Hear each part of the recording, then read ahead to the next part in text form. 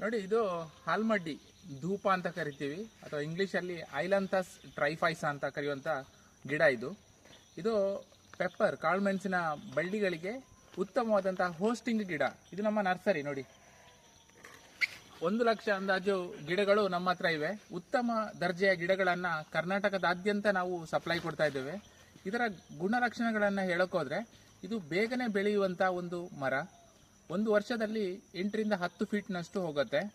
2ನೇ ವರ್ಷದಿಂದಲೇ ಇದಕ್ಕೆ ಕಾಳುಮೆಣಸಿನ ಬಳ್ಳಿಗಳನ್ನು ಆರಾಮದಲ್ಲಿ ಹಬ್ಬಿಸ್ಲಿಕ್ಕಾಗತ್ತೆ. ಮತ್ತು ಈ ಮರಗಳು ತುಂಬ ದಪ್ಪಾಗಿ ಬೆಳೆಯುತ್ತೆ. ಒಂದು 8 ಫೀಟ್ನಷ್ಟು 15 ವರ್ಷದಲ್ಲೇ ಬಂದುಬಿಡುತ್ತೆ. ಅಷ್ಟು ದಪ್ಪದಾಗಿ ಬರುವಂಥ ಮರಗಳು. ಮತ್ತು ಇದಕ್ಕೆ ವುಡ್ ವ್ಯಾಲ್ಯೂ ಕೂಡ ತುಂಬ ಇರುತ್ತೆ. ಸೊ ನಾವು ಕಟ್ ಮಾಡಿಬಿಟ್ಟು ಮಾರೋದಾದರೂ ಕೂಡ 15 ವರ್ಷದಲ್ಲಿ ಒಂದು ಮರಕ್ಕೆ 25,000ದಷ್ಟು ಬೆಲೆ ಒಂದು ಗಿಡದಿಂದ ನಮಗೆ ಸಿಗ್ಬೋದು.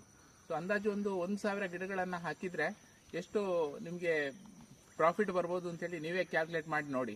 ಅಷ್ಟೊಂದು ಉತ್ತಮವಾದಂತಹ ಗಿಡವನ್ನು ನಾವು ಕರ್ನಾಟಕದಾದ್ಯಂತ ಸಪ್ಲೈ ಕೊಡ್ತಾ ಇದ್ದೀವಿ. ಇದರ ಇನ್ನೂ ಹಲವಾರು ಬೆನಿಫಿಟ್ ಉಪಯೋಗಗಳು ಇವೆ. ಮುಂದೆ ನನ್ನ ವಿಡಿಯೋಗಳಲ್ಲಿ ನಾನು ನಿಮಗೆ ತಿಳಿಸ್ಕೊಡ್ಲಿಕ್ಕಿದ್ದೀನಿ.